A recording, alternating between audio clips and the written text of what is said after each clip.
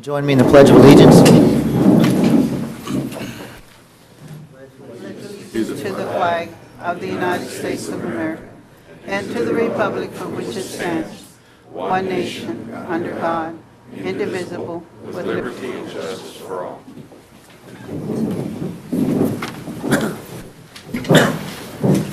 Thank you. Welcome to our regularly scheduled meeting of October 21st.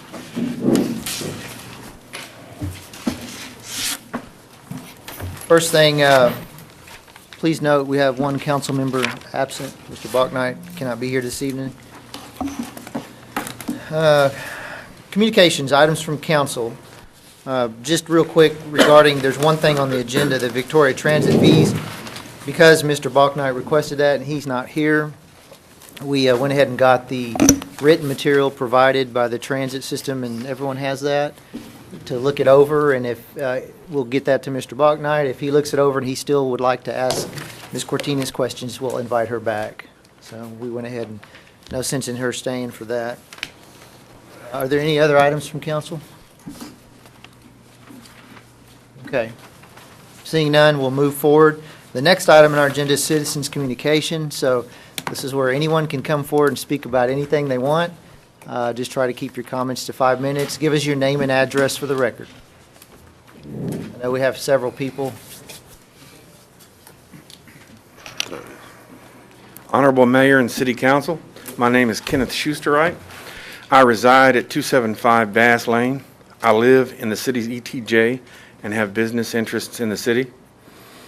I can only shake my head and wonder at the plans for the city, its new alliance, and even talk of a Riverwalk. Please listen carefully. Unless you stand together with the county, which also refuses to take a stand, and forces the Guadalupe Blanco River Authority not only to remove the surface log jams, but clear out the river channel, development of property along the river will only get people killed and more property destroyed. Due to the construction of impermeable cover, ground cover, in the watershed of the Guadalupe and Blanco rivers, floodwaters of the same exact event as the '98 flood will come down much faster and much higher. This is a fact of the matter at hand. It is not debatable. It is truth unsearchable. I will happily debate anyone who disagrees with this statement on the steps outside in front of this building. I support smart growth for this city and county. I support intelligent economic development. Our Victoria Economic Development Corporation, for the most part, has done a stellar job of growing this city. I watch you folks working very hard, doing seemingly mindless, boring stuff, little motions and details, and I'd say you're all heroes for giving of your time to a tireless effort that most often is thankless to run and grow this city. However, concerning the issue of water and the river, and most importantly, the irresponsible and provably criminal way the river is maintained, you seem to have blinders. Some highly educated sociopath comes from on high and brings his PowerPoint presentation and laser pointer, and you seem to melt from your responsibility to protect the citizens you represent. And the question remains, why must I come again and stand here and remind everyone of the responsibility to protect the people you represent? Thank you. I appreciate it. Thank you, Mr. Schusterite. Citizens communication is still open, so whoever wants to come up next. Just your name and address for the record. You're not going to make us exercise, are you? So no. My name is Ruben Ibarra, and I reside at 712 North Smith Street. And I come in behalf to speak of two larger nonprofit groups that's created in the park. We're non-for-profit, and it's something that just started with a few people and got together, and it's just really grown actually overnight. We have about 80 people that participate in Zumba in the park that we do twice a week. We also have XFIT of Victoria, which is Monday through Friday at 6 o'clock. It's just some workout groups that have gotten created. The XFIT has been together about 2 years, and it's outgrown. It started in the YMCA, and it's outgrown, and so we've moved it outdoors. Zumba in the Park's been created about 9 months, and that started with 4 people, and like I said, it's up to like 80 members. We were just looking for something to do outdoors, not just to be inside the facility. And it's just been great being outside, but we've come up to where it's going to start getting cold and rainy weather, and so we're wondering what we're going to do, where can we go, and so we're here to ask, like, in support of anything that the city has in mind for us to, maybe a covered pavilion, a building that's not being used, something that we can still continue these services, because these are free services that we provide to our community, from child to after someone is 71 years old. And what we've liked about it, and it's become like a family, and I've gone, for my own personal struggle, I've just been through a weight loss program through HEB, and I've lost 130 pounds, and I couldn't fit into those regular groups. And so when you go to those classes and you can't do what they do, you don't feel like you belong. And so this has made it like a family, and we belong. And it's just people feel that there's a place they can go, and we want to make sure that we continue that, and we modify, and we luckily have the benefit of Dr. Diaz helping us and his family, and we modify to people's age and people's size. And so that's what's made it great. It's an opportunity that we want to keep for the community. We're open to any plans. If the community wants to start something to provide to all of us, we invite everybody through Facebook. I mean, like I said, I put it on there every day, and it started from just a few people, and like I said, we have over 100 people a night in XFIT.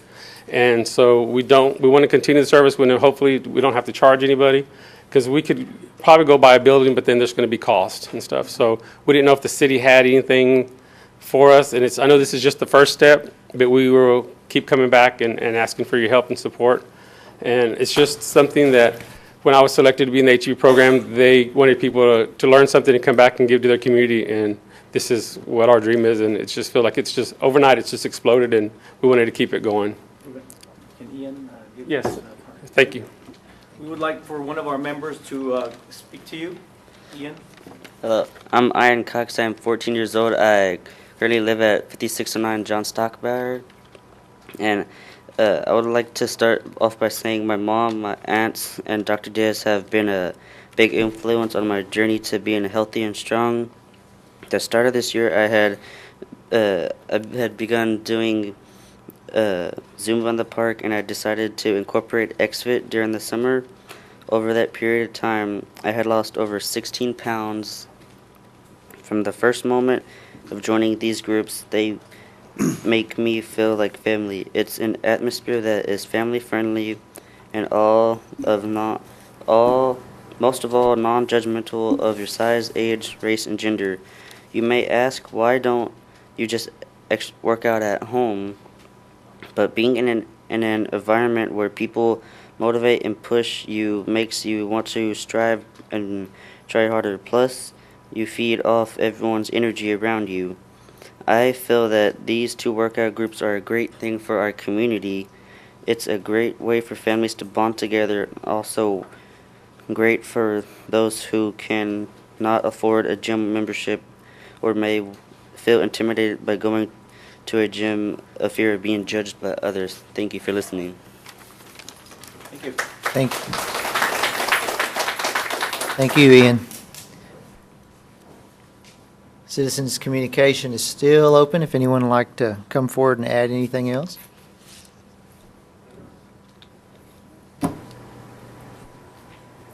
Good evening. I'm Susie Palacios. I reside in 1406 Rosebud. I am a Zumba instructor, and I have AFA, which is instructor for all kinds of exercise also.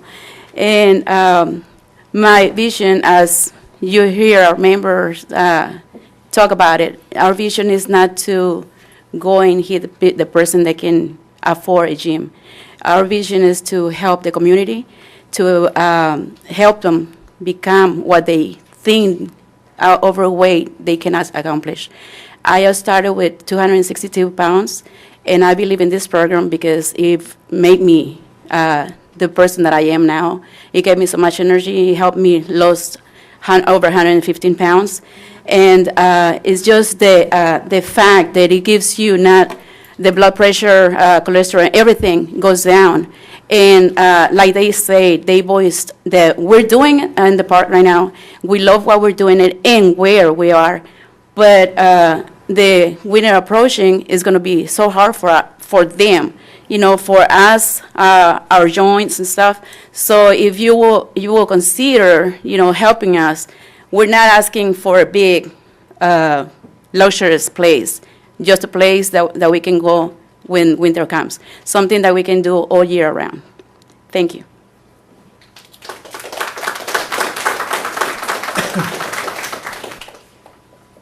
Thank you. Citizens' communication still open. If anyone else would like to come forward. I don't want to be redundant. I'm Dr. Diaz. I live in Riverside Park. And I just want to let you know that the people before you right here are actually an extension of my family that has actually transformed not only themselves, but more myself. People ask me, why do you do that? And I actually don't have any words to describe what it does to me. You know, we invest, my wife and I, approximately about 12 hours a week. It's a volunteer service, which probably pays us more than what we can gain in a regular physician business office.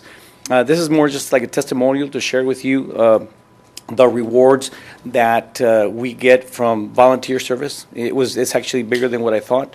I invite everybody to participate in something, contribute an hour or two a day. Giving away some of your time can be actually more rewarding than getting a paycheck.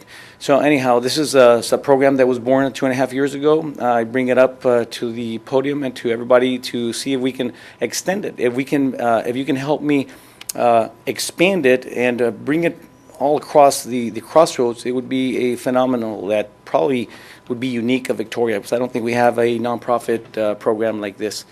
So XFIT stands for Extreme Free Intense Training, or Extraordinary Friends in Family in Transformation. Okay, so if there's any questions, I would like to answer them. And I do want to leave the last comment is I invite everybody in the council to join us and let me change your life. Thank you.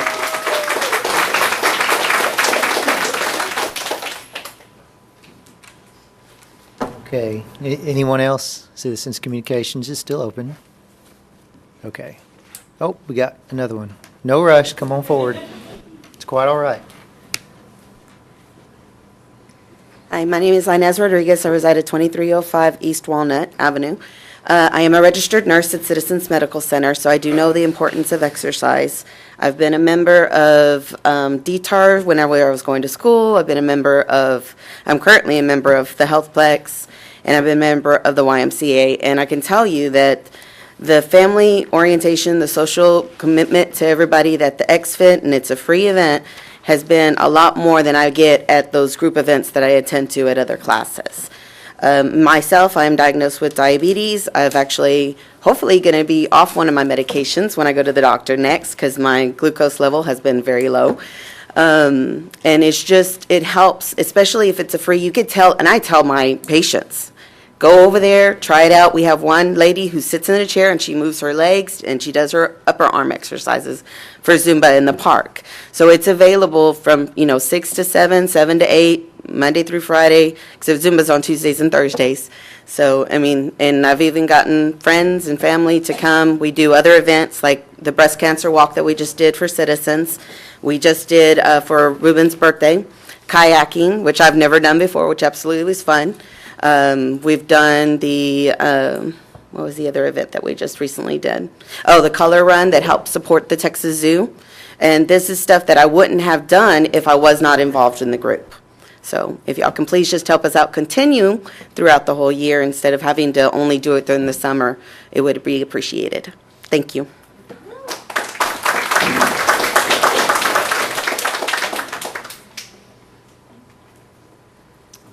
Very good comments. Anyone else?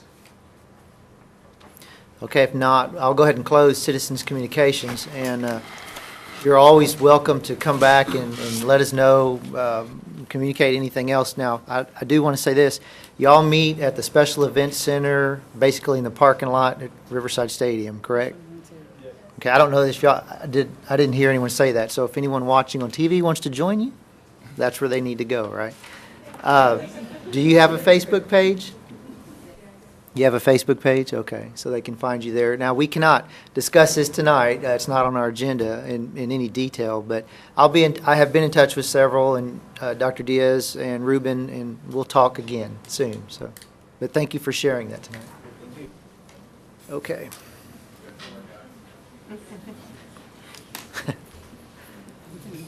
We'll pause for a moment while they all exit. I know they have to hurry and go work out. And they are a very visible presence in the park, I'll say that much.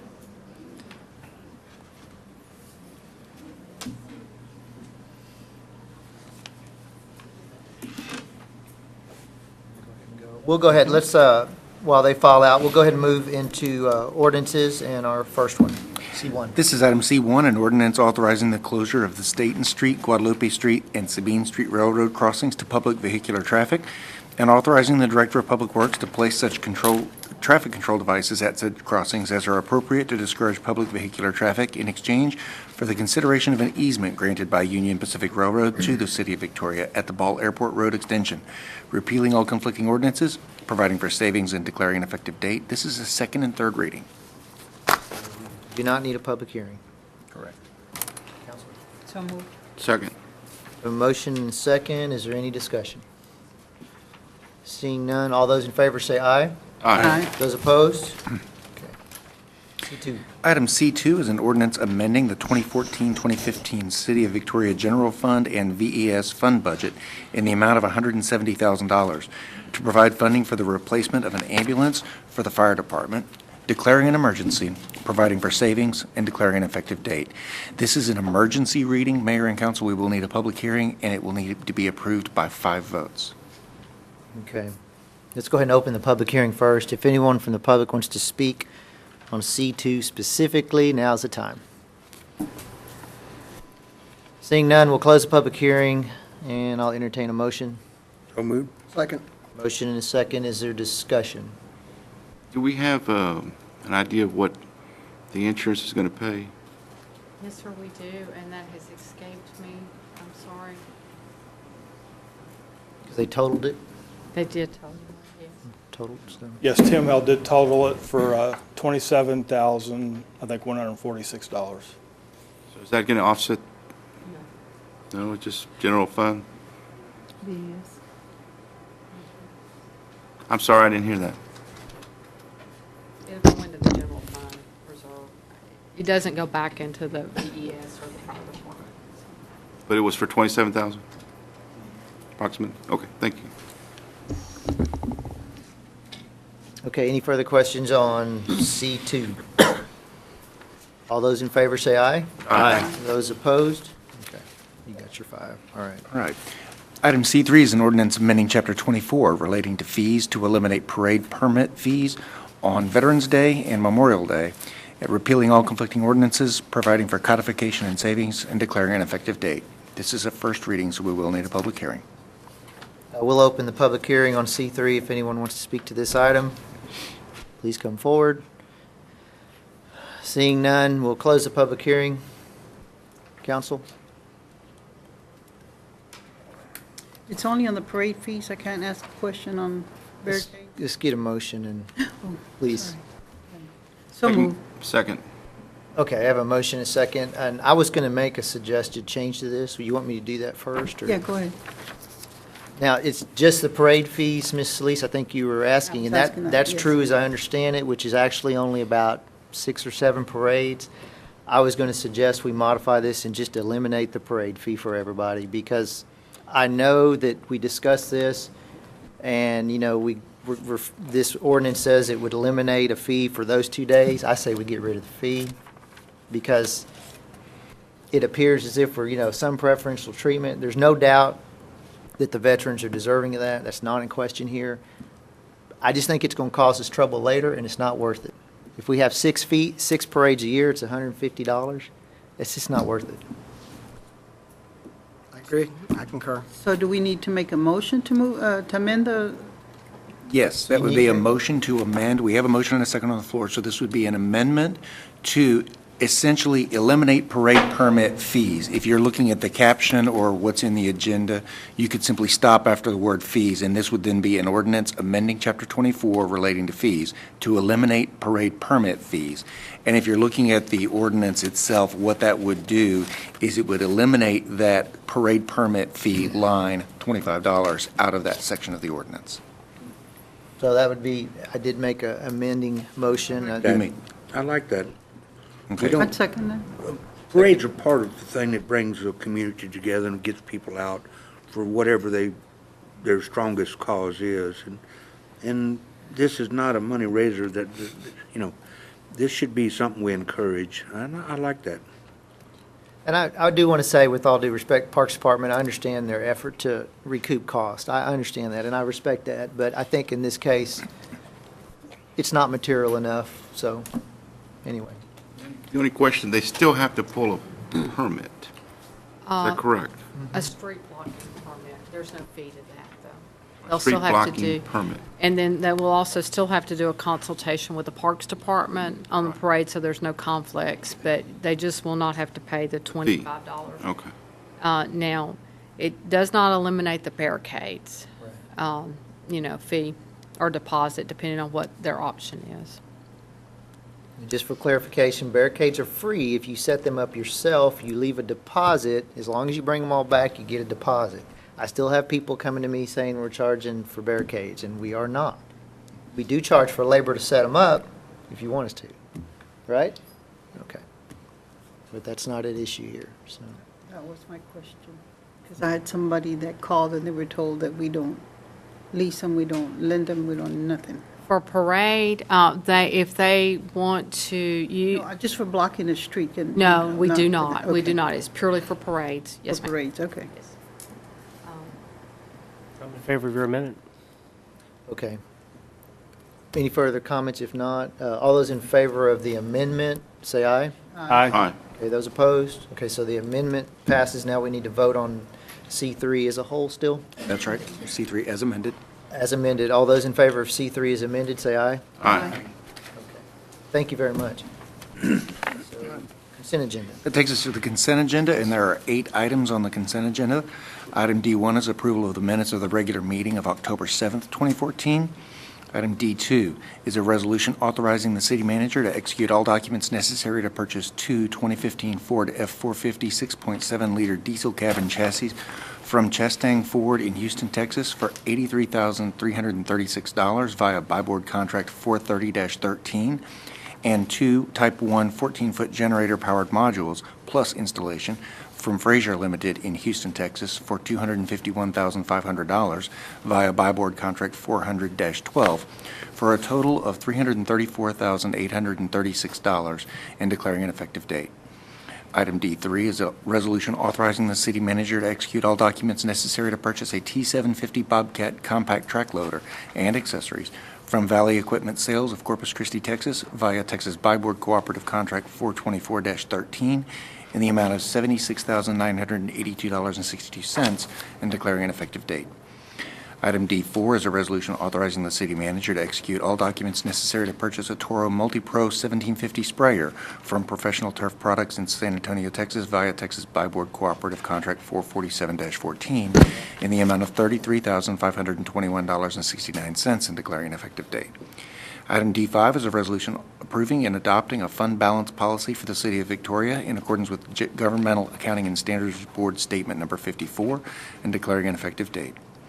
Item D6 is a resolution authorizing the city manager to execute a renewal agreement with Baker & Taylor Book Leasing System to provide the Victoria Public Library with leased books in the amount of $29,755.74 and declaring an effective date. Item D7 is a resolution authorizing the mayor to execute all documents necessary to apply and accept funding from the 2014 Federal Homeland Security Grant Program and the State Homeland Security Grant Program and declaring an effective date. And item D8 is a resolution awarding the 2014-2015 grounds maintenance and mowing contracts to Scott Bauer, doing business as Scott Bauer's Lawn Service of Victoria, Texas, in the amount of $87,830.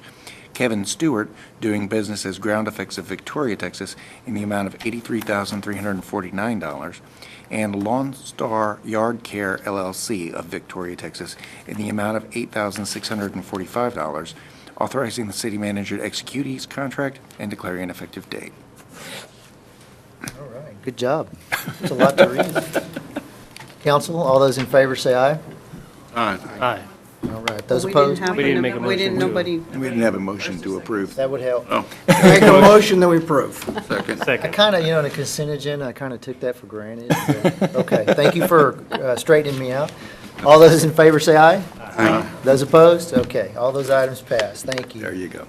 Resolutions. Item E1 is a resolution declaring the city's intent to begin the annexation of approximately 706.02 acres of land into the territorial limits of the city of Victoria and directing the Development Services Department to prepare a service plan that will provide for the full extension of municipal services to the proposed annexation areas and declaring an effective date. Thank you, sir. We'll get a motion and we'll get it on the floor.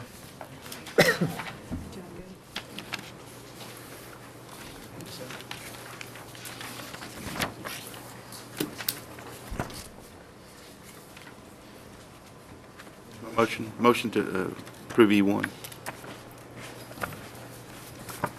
We have a motion, I need a second.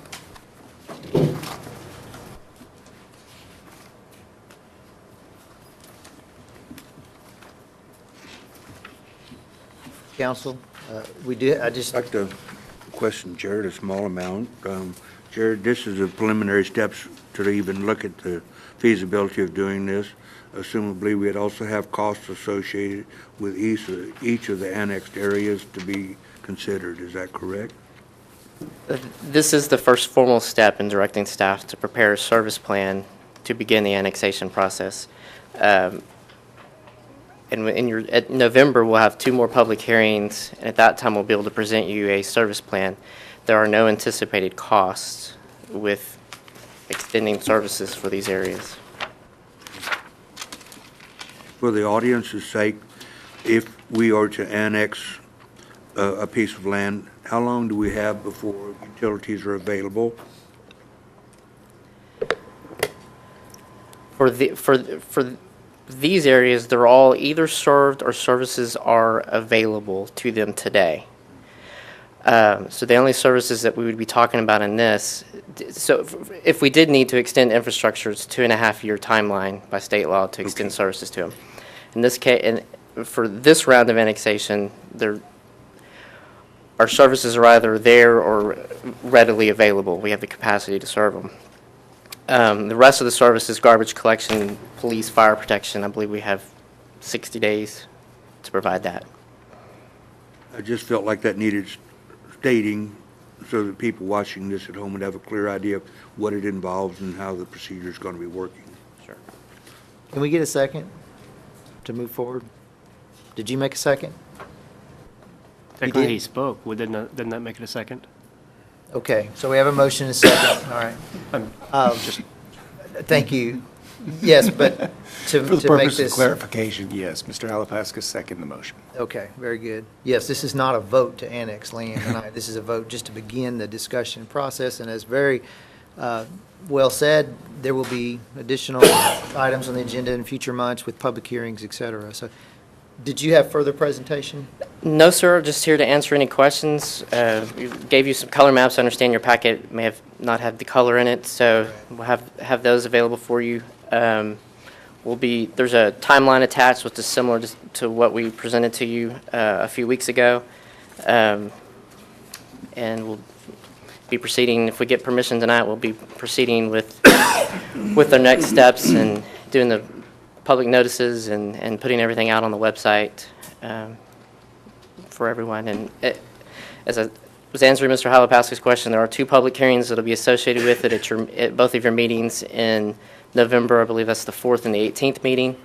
And then when your actual voting would begin in December at your 2 December meetings, where you would vote on the ordinance that would authorize the actual annexation of those properties. Mr. Mayfield, how many letters do you expect to go out to property owners? The property owners have already received their letters. They went out October 3rd. The way all the timelines work, that's why we brought the subject up to you in September, just to let you know what staff was planning to do. So the property owners should have already received their notification. Then let me rephrase my question. How many letters went out to property owners? I believe 35. There are more properties than that, but that's, several property owners may own more than one parcel that's being affected, but there were 35 letters that went out. I understand that 13 of those qualify for an ag exemption. Yes, sir. Your next resolution, I'll help cover answering questions on that. Got any feedback so far from any of these folks? A little bit. Today, I got a few phone calls today. Feeling enthusiastic about this? Were those property owners enthusiastic? Yes, No, I'm sir, just they were curious not. to kind of what you're hearing. As our annexation in the spring was, folks. About the same level, the same feeling? No, I don't. Not yet.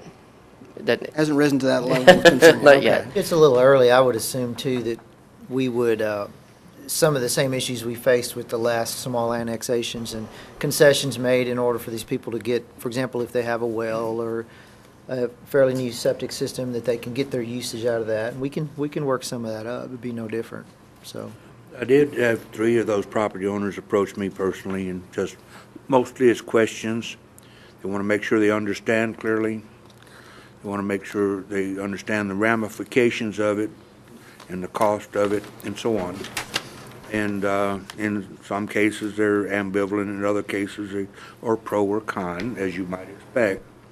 However, almost inevitably, by being inside the city limits, I feel personally, and have many examples to show it, that the value of their property goes up when it gets in the city limits because of the availability of those services.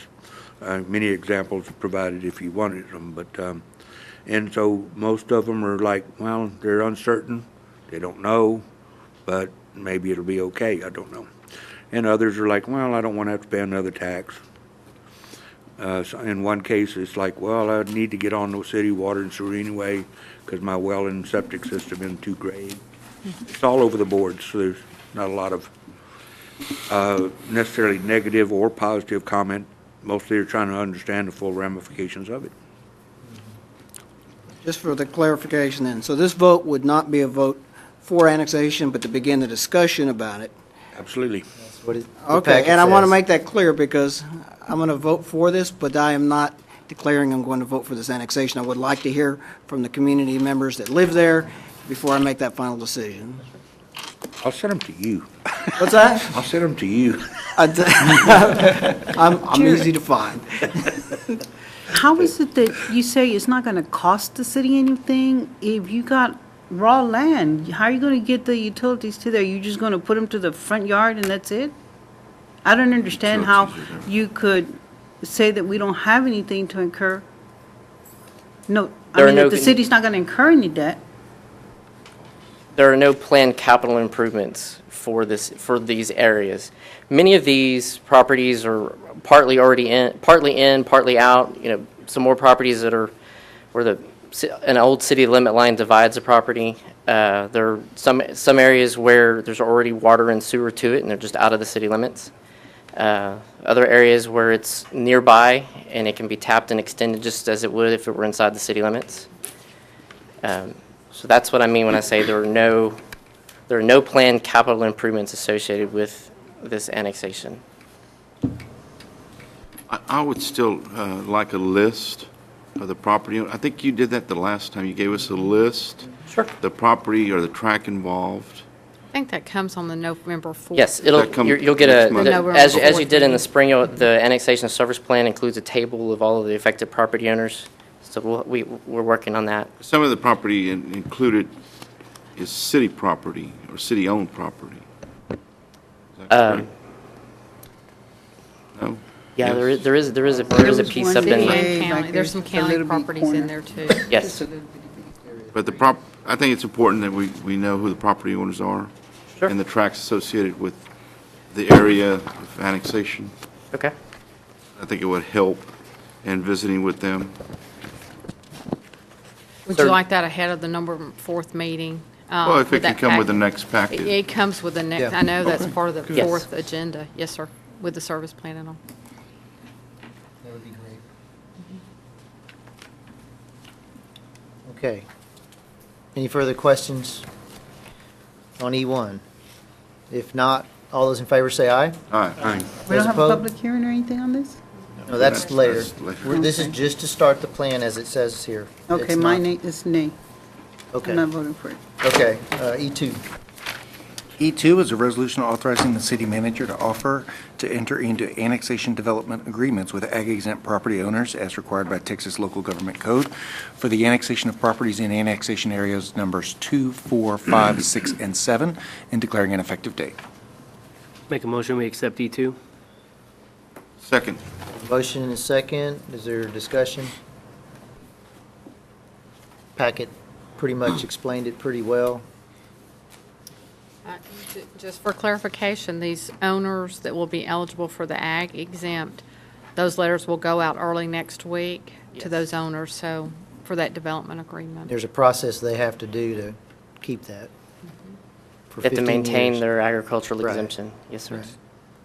Basically means they will not be annexed.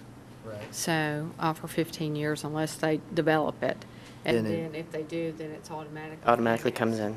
But at the It avoids having to go through that annexation process. 15 years from now, even if It they haven't, automatically it comes automatically in. comes in, right? That's exactly right. So, And that'll Have your go, rollback. and that'll go out early next week to those owners, so. all right, any questions on E2? All those in favor say aye. Aye. Those opposed? Aye. Okay, thank you.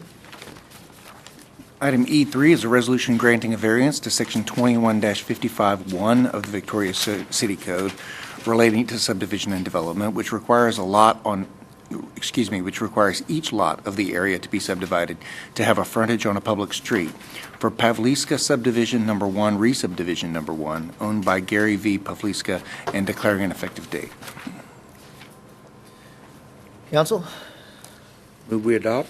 Second. motion and a second. Is there discussion? Yes. On the urban engineering letter, there's reference to the duplex, two-family residential lots will range in size from 3,914 square feet to 6,044 square feet. I thought the lots had to be 6,000 square feet. Is there, Duplex lots are 3,500 square feet each. the These- duplex? Which, and then when you put, the two units together, you have 7,000 square foot. But each duplex, each half of the duplex needs to be on 3,500 square feet. I believe it's the correct number. And so then when you have the 6,000, you don't meet the 7,000 square feet. That's referencing that those halves are ranging from 3,500 to 6,000. So some of them will be larger than required. Just wondering. Okay, any further questions? If not, all those in favor say aye. Aye. Those opposed? Thank you. Item E4 is a resolution granting a variance to Section 21-55-1 of the Victoria City Code relating to subdivision and development, which requires each lot of the area to be subdivided to have a frontage on a public street for the Millennium Industrial Park subdivision owned by Philip P. Stanley Jr. and declaring an effective date. Move we adopt? Second. Motion and second. Is there discussion on this item? This is in the ETJ. It's not in the city. Okay. It was well described. And is there any discussions? If not, all those in favor say aye. Aye. Those opposed? Okay. Those items pass. I just want to thank the Planning Commission and everybody for their good hard work on all that. I know that sometimes, we try to accommodate developers, and this is good examples of that, that they can do what they need to get done on their property. Thank you. Item E5 is a resolution authorizing the city manager to execute an amendment to the proposal for grant activities for the 2014-2015 biennium for air quality research and outreach contract with Texas Commission on Environmental Quality to modify the scope of work for the contract and declaring an effective date. Move we adopt E5. Second. We have a motion and a second. Is there any discussion on E5? I had a question. Now, the amount changed, Jerry, or? No, sir, the amount did not change. With the, during the 83rd legislative session, the legislature reinstated the original amount for these grants. They were cut during the 82nd legislative session in an effort to balance the budget. They reinstated that, so that number ended up in the original contract. But we had to go back and amend the work plan, really, is what the PGA is. And so what we did was we just expanded some quality control procedures that we were doing and also some monitoring procedures that we were doing. So, Begs just one other question. Are we going to see a report or a final report anytime soon, or an update of all this work that's being done with this air quality stuff? we can provide that to you at any, there will never be a final report probably, but we have periodic reports that we give to the community. We can certainly make a shortened version of that to city council that would be where we're hitting the highlights. More on that. importantly, I assume we're trying to stay away from being a non-attainment. We're getting real close to that, or we're monitoring that very carefully. Yes, sir. We're the current standard is 75 parts per billion on or parts per million on ozone. We're at about 68 right now, and we have seen that drop some over time. We're doing voluntary measures right now with the community, and that's been very effective. We're one of the few communities that are actually seeing a decrease in ozone in our region. EPA is looking at lowering those numbers, and we'll know that probably sometime later this year, but wouldn't see any effect of that for a couple of years just due to that process. But we are seeing some effect from this. Kate can come in and give you an update on what activities we're doing and some of how we're working with the community on this. Educational activities and that. We could do a fairly short presentation. That would be great, because I think that's very important to maintain that status. I think a lot of the data, I'll bet, is on TCEQ's website. It is, We have and some on our some of own. it's on our website, but it might, I mean, we could certainly come in and give an update to y'all on what's being done as far as educating the community and some of the activities that we have available. But it would be good to get it in front of the public that way. We certainly can do that. At your convenience, I'm not saying next time, or just whenever it's practical. Okay. We've done it before, I believe. We But have, Roger, it's information been back. some time, so. Anyone who thinks, it's just a bunch of numbers, data's valuable, and you can see in the cost of this right here to collect all that. And of course, it is ongoing. I mean, there would be no final. Final would be the end of the world, I guess. Then you get a final report, and there's no more reports to be had. But it's something we monitor ongoing. It would be wonderful, but it's an ongoing effort, and so, and as we grow as a community, it's an important part of that. Well, it's a lot of money, and Yes, we're it appreciative of is. the state for that part, but again, it's the public's money. Yes, it is. Okay, any further discussion? If not, all those in favor say aye. Aye. Those opposed? Okay. This is where I'd like to bring those two city manager reports up. Yes, on number 6, is a resolution, and we wanted to, the city managers asked if we could cover 2 city manager reports first, 1 and 2, before we take up item 6. Yes, So we'll go ahead and do that if you want to give those 2 reports. It kind of rolls right into why item 6 is going on. It helps explain that. So, and as you can tell, that's not Daryl standing up there, that's Jerry, so, Yes, Mayor, members of council, we have several contracts that come up at the same time every year. We have a contract with Republic Waste for the operation of the landfill. We have a contract with Texas Landfill Management for operation of the compost facility, and a contract with Waste Management for solid waste collection services within our city for commercial folks. And Raymond Franks with Waste Management is here with us tonight. The landfill contract was one that we renegotiated in 2006, and it wasn't a renegotiation. Actually, we went through a change in companies from Allied Waste to Republic Waste. And at that time, as part of a marketing strategy, we lowered our landfill rate significantly as part of that new contract with Republic Waste, and then had provision in there where they could, at their not at their pleasure, but as they looked at the market and looked at what their costs were to operate the landfill, could raise the landfill rates for non-city customers by a total of no more than 8% every 2 years. So 1 year they could do it 5%, 1 year they could do it 3%. This year they're doing it 5%. Last year they did it 3%. The city rate is going up 2.39%. Due to the nature of that contract, it's not something that we bring to council as an approval item, but as an information item. Likewise, with Texas Disposal Systems, or Texas Landfill Management, their rate is going up 2.48% for all customers, and that includes us bringing, well, not for all customers, for us bringing our brush out there and bringing our solid waste from the wastewater treatment plants.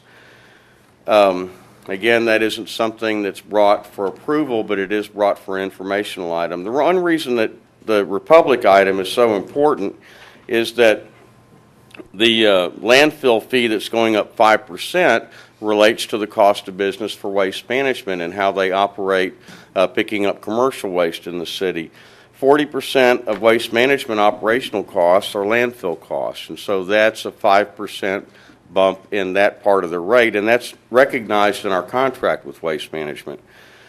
60% of their costs are the operations themselves, not the landfill disposal fees, but just the cost of maintaining the trucks and keeping the folks working for them and those types of things. And so for that particular portion of the cost, that is also done related to CPI rates and comes out to 2.57%. And so with all of that together, we have how the different costs are apportioned among our various and sundry solid waste services that we have. This isn't resulting in any type of rate increase to the City of Victoria customers this year again. We have been able to work that as we went through our budgeting process and preparation, been able to work that into our current rate structure. And so there, again, is no cost to the City of Victoria customers, no rate increase cost as a result of this. And that pretty well covers it in a nutshell, and I'll be glad to answer any questions. Okay. With respect to the city manager reports, those two parts, do y'all have questions? If not, I'll get Thomas to read the item. No, it's the item that I have a question on. Okay, why don't you read? Item E6 is a resolution authorizing the city manager to execute the 23rd Amendment to the Containerized Commercial Solid Waste Collection and Disposal Services Contract with Waste Management of Texas Incorporated to allow modified fees for commercial solid waste collection services, on-demand household hazardous waste collection services, and residential recyclable collection services, and declaring an effective date. Council? Motion? Make a motion to approve E6. Second. Motion and a second. Okay, is there discussion? Ms. Solis, you had a question, I believe? Yes. Okay. The both rates are going to apply to all commercial costs, the 2.57 and the 5% increase. So they're going to get a 7.57 increase on their containers, right?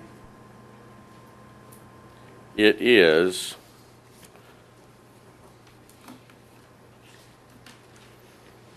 If you look at those, you do combine, yes, Raymond, please. You would have to combine them in order to get the rate.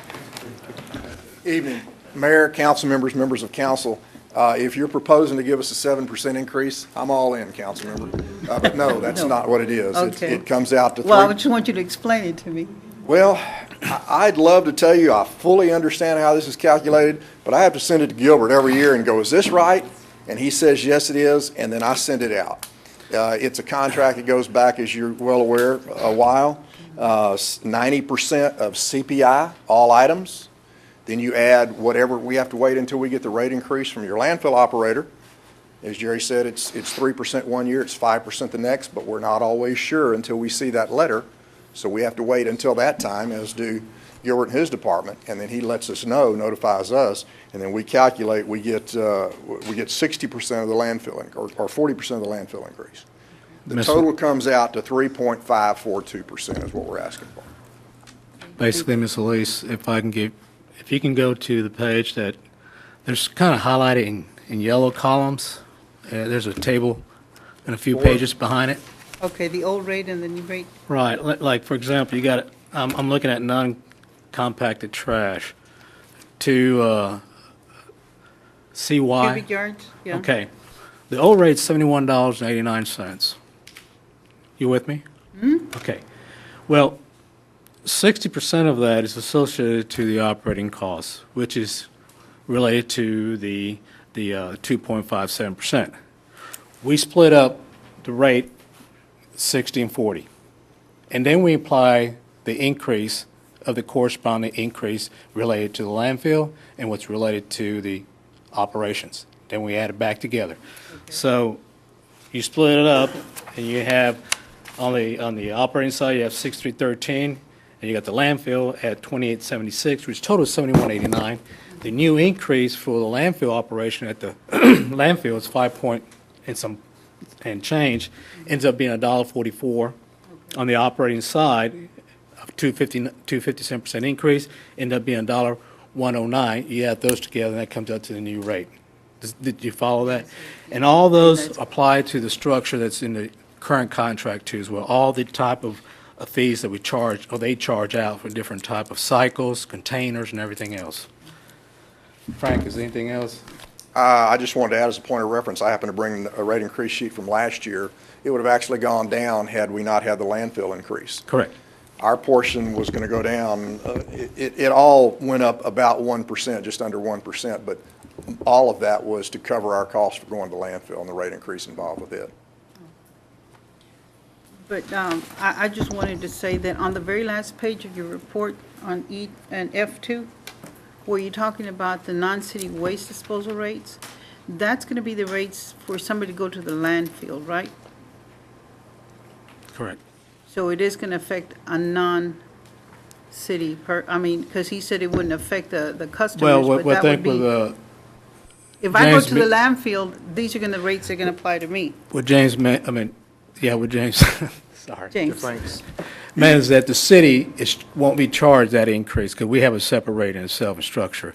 Right. The non-city trucks, you want to call it, Yeah. I want to go dump some Individuals, trash yeah. over there by myself, I have a different rate, yes. Yes, okay, And for our trucks outside the city limits, it's two different deals. okay. Thank you. I had a quick question. Mr. Alvarez? In the resolution, we talk about on-demand household hazardous waste and recyclable collections. Do we do that on the commercial side?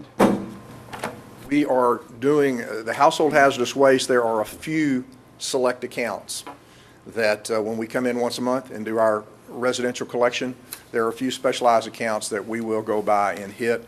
I can't tell you how many of those we've done in the last year. I can get you that information. But are you promoting recyclable on the commercial side, I guess? We do have rates for recyclables on the commercial side. They are non-exclusive. State government won't let us do an exclusive on recyclables because it is a commodity that's transferred interstate, and the attorney can probably do that a lot better than I can. But by contract, we have rates in here. If a customer calls in within the city limits of Victoria, we have established rates, if that makes sense. So you are make that available, but not necessarily encouraging it because of some other state laws? Correct. I'm aware of a couple of your customers. They have a green dumpster. And they share it sometimes because they can't always fill it up. Sure. Oh, I understand. And to make it real simple, council member, the rates are the same. For us to go in and pick up a recycling dumpster versus picking up a garbage dumpster. I know we've been focusing on residential on the city side, but I'm thinking on the commercial side, how can we make it attractive But that sounds like a legislature issue. Well, it is, and it's a market issue, and I could take up another hour tonight talking to you about the market issues right now, but the commodity values are in a little bit of a lull. I understand. The service is available to, Yes, it for is. commercial. I mean, It that's is. the most important thing. There is if they choose to partake in it, so. Exactly. Thank you. Thank You bet, thank you. Thank you for being here. We made you wait, so. hours. You know, I don't mind that, Mayor. Thank y'all very much, appreciate it. Mayor, could I make one more point before we Yes. close? I predicated the issue with the Republic contract, and I stated that part of that negotiation was to bring that price down for market price. And I wanted to make the point, and I failed to, that after these years, since 2006, what's happened to that? Are we still in the market or not, or are we outside the market, or because we're raising our rates? Just to give you some examples, Corpus Christi landfill is at $45.50, which is higher than our rate. Testament in San Antonio is $56 a ton, which is much higher than our rate. San Angelo, which is another island city, it's a city that's out away from these areas, is at $40.50. We would be competitive with that. Of course, it's not a competitor. But when you look at Corpus Christi and Testament and San Antonio, which are competitors to our landfill for some of the surrounding cities, we're in fact lower than the rates of those landfills. I just wanted to make that point, that we have stayed competitive with the market over time. Jerry, I've been on here long enough to remember when we did this and everything. One of the things at that point was the way it was being run prior under the old contract is that we had people going to, what's the one up near Austin? TDS. Creedmoor, which is Texas Disposal System. And other places because we weren't as competitive. Has that market changed and moved? TDS's rate right now is $38.50 a ton, which is a little bit lower than ours. But again, what you have to look at with that is transportation costs for folks in our area. When you get into the Houston market, it's between $28 and $30 a ton. But you got to go to Houston. You got to be in Houston, and so there's and there's also about 7 landfills in Houston, and so it's a much more competitive market. But when you look at Corpus Christi, San Antonio, Victoria, and this area, we're very competitive with that market, which is where some of our outlying communities may go, and we're still making an effort to bring some of those communities back into our fold also, and we'll be we're looking at some other ideas on how we might market our landfill to some of the activity that's going on in our area. And we are seeing some benefit from that already. One last point. James, I know back in 2005, we started this project. Back then, we were looking at tipping fee around slightly over $46. And that's in 2006. So we brought it down way low. But over the years, of course, it's gradual. But we have kept within the market range then. We marked it ourselves out back then. At the time, we weren't being very competitive, and we were losing a lot of business to competing landfills at that time. small Never got markets. an update on were we able to bring a few back into the fold. We're doing that to a certain extent. There's some of them out there that we're still reaching out to, but we've also looked at some other markets, and we've benefited from some of the activity in this area with that. So I think the answer actually is we've not been as successful as we would like to be in that No. marketing effort, and it's continuing. So, is that accurate? These are smart people with a calculator. They can run it. Okay, the only thing I want to add one more time is we are not increasing or passing any rates on to our customers. that's To the true. residential? Yes, sir. Okay. Very good. Any further comments? We do have a motion in a second. All those in favor say aye. Aye. Those opposed, same sign? Okay. Thank you, Jerry. Mr. Franks, thank you. Item E7 is a resolution ratifying the programs and expenditures included in the Victoria Sales Tax Development Corporation's fiscal year budget for 2014-15 and declaring an effective date. Council? So moved. Second. A motion and a second. Is there any questions or discussions? Ms. Solis? On the retail gap and opportunity analysis project, this is in addition to the 53 we already gave them? Yes, this will be a new contract for the, starting in November for the next 12 months, where they will continue to update the data and help us market our Are area. we going to be targeting more, I guess, more retail then? Is that what we're going to be doing with this? We're going to continue to target retail, which includes restaurants and entertainment facilities, as well as, what people think of. Sometimes they think of retail as just clothing, but Right.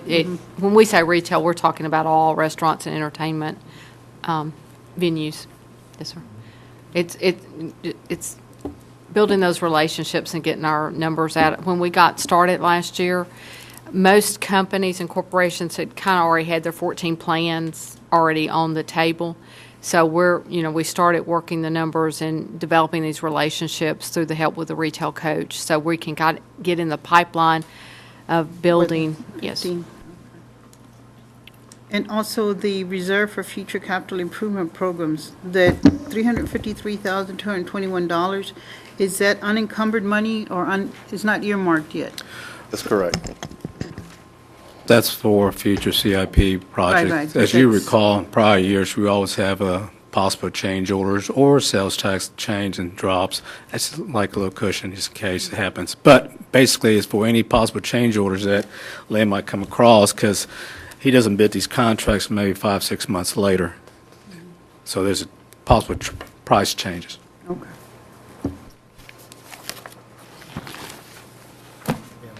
Yes. Yeah. Okay, any further discussion? Andrew, did you have anything to add? Just here to answer questions. Okay. If not, all those in favor say aye. Aye. Those opposed? Okay, thank you. Number 8. Item E8 is a resolution authorizing the city manager to accept settlement from Pronto General Insurance Agency for a claim on behalf of the city in the amount of $200 and declaring an effective date. I'll entertain a motion. So move. Second? Okay, motion and second. This will cover those fees for the parades, $200. Anyway, I assume everyone read the description of this, so it's a small amount, but we needed to bring it Yeah, to but council. what caused the damage? I mean, is it a vehicle? Is it property? What was it? Yes, ma'am. It was a vehicle collision. There was a truck pulling a trailer traveling southbound on South Navarro Street at Convent, and the truck attempted to make a right-hand turn at the same time that another vehicle was attempting to pass it on the right-hand shoulder. And so those two vehicles collided. They together ran over an AEP telephone pole and one of our stop signs. So the repair cost was $361. Their insurance company is offering us only $200 because there were multiple parties involved. And under the charter, I don't have the authority to accept a settlement. I have to bring that to city council. So even though it's only a $200 item, it requires council approval. No, I was just wondering, that's a $200. I said, what? That's the That offender is not something, the you stop know? sign. Yeah, that's- It's a stop sign, That's okay. a stop sign. Okay. Couple Two-thirds bags. the value of a stop sign. I saw that accident, by the way. Uh-oh. And that vehicle that caused that collision was probably going 50 to 70 miles an hour down South Navarro. I'm surprised there were either some injuries involved or not, I'm not sure, but very unfortunate, and it was very reckless of that driver. Lucky we only lost a stop sign, huh? Yeah, well, he plowed through that telephone pole too, which was quite incredible. And survived. Okay, let's see, that was number 8, right? Yes. No further discussion. All those in favor say aye. Aye. Those opposed? Okay, and number 9. E9 is a resolution authorizing the city manager to execute a professional services agreement with Raleigh McCoy and Associates, PLLC, to provide architectural services for design of Riverside Pavilion in the amount of $50,000 and declaring an effective date. Will we adopt E9? Second. We have a motion and a second. Any discussion on this? Question. It says that if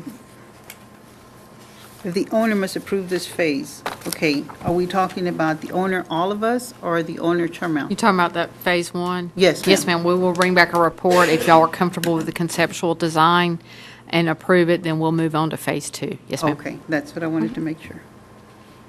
This includes a construction manager. Yes, it and does. everything for that project. Okay. Very good. I know with, the only thing I would love to see is it happen faster. That's all I know, but we'll deal with that. I look forward to getting a report back. No further comments. All those in favor say aye. Aye. Aye. Those opposed? It passes, thank you. We have one city manager report left, Yes, and railroad quiet zone. John's going to take that on my behalf. Thank you, Mayor, council members. The council approved a budget item in the amount of $20,000 in this current year's budget for a quiet zone evaluation. And we have been working with Railroad Controls Limited out of Benbrook, Texas, to develop a scope of work for that project. Our initial plan was to select a portion or a section of rail crossings within the city to study with that $20,000 allocation. And after working on the scope for a while with the contractor, we learned that we could include all of the remaining at-grade rail crossings within the city limits in this study for a total amount of $32,400.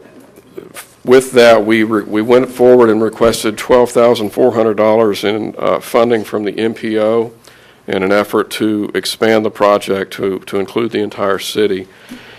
Since that time, we've learned that by funding a portion, even a small portion of the project with MPO dollars, would subject the entire project to state and federal procurement policies, which would involve and would require a lengthy request for proposals process. At best, I think we'd be looking at a 3-month delay to the project. That's probably an optimistic estimate. But we do have another alternative. The contractor has agreed to do a scope of work that would evaluate approximately 2/3 of the crossings within the city, and actually a little more than 2/3, for the original $20,000 budgeted amount. This would cover the line coming into town along Main Street from the northwest, down through downtown, and then proceeding out the rail line to the east along the Port Lavaca, southeast along the Port Lavaca Highway, all the way to the city limits. That study would address approximately 32 rail crossings, whereas the citywide option would address 45, plus or minus 45 rail crossings.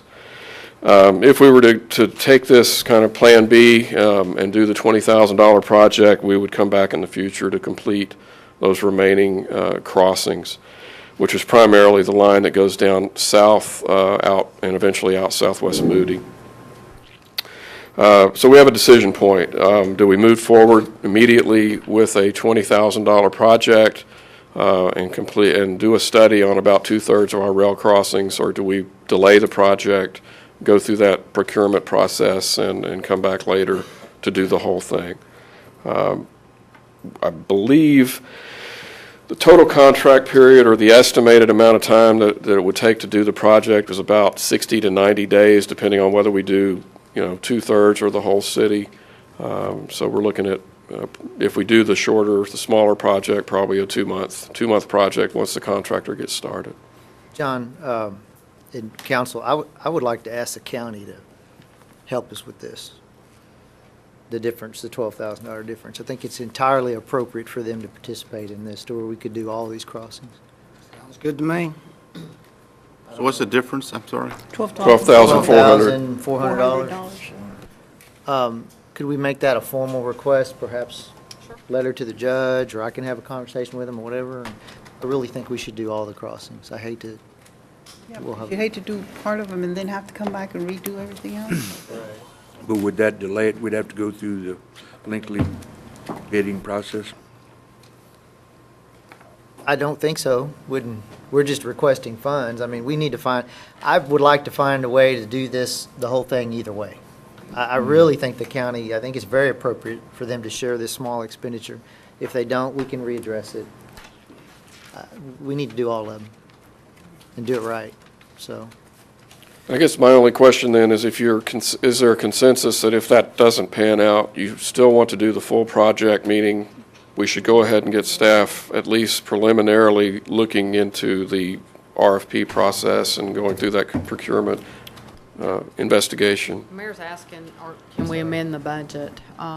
Which, yes, that's always an option. It'd be a lot easier than going through the procurement process. Yeah. We would prefer to just, if move forward with the 2/3 instead of trying to go through the state and the federal procurement process. No, I understand. So, I'm sorry, I mean, to interrupt, but I understand that. Yeah, the paperwork and through the MPO, and I'm sure you were there for the discussion, Mr. Alpasco. It would cost more than $12,000 in time probably to get the money, so let's just do a smarter way by doing this. And we'll check into the county and then maybe come back next time. Well, yeah, if we could find a budget amendment for it also, just to have that fallback position, we'd like to get this going. It's been a long time. I agree. the goal all along was to have these dollar amounts, so when we started talking CIP and budget, early spring, March, that you would know what that would cost to do those quiet zones, so. Very good. Thank you. Okay, so that concludes that. We do have an executive session, so we are adjourned and we'll move upstairs. That's right. The city council will recess for executive session on the 21st day of October 2014 at 6:11 p.m. The subject matter of the executive session deliberation is as follows. Texas Government Code Section 551.071, consultation with attorney on a matter involving pending or contemplated litigation or other matter in which the duty of the attorney to the governmental body under the Texas Disciplinary Rules of Professional Conduct of the State Bar of Texas clearly conflicts with the Texas Open Meetings Act, and Texas Government Code Section 551.072 to deliberate the purchase, exchange, lease, or value of real property interests due to the fact that the deliberation in an open meeting would have a detrimental effect on the position of the city in negotiations with a third party. Thank you.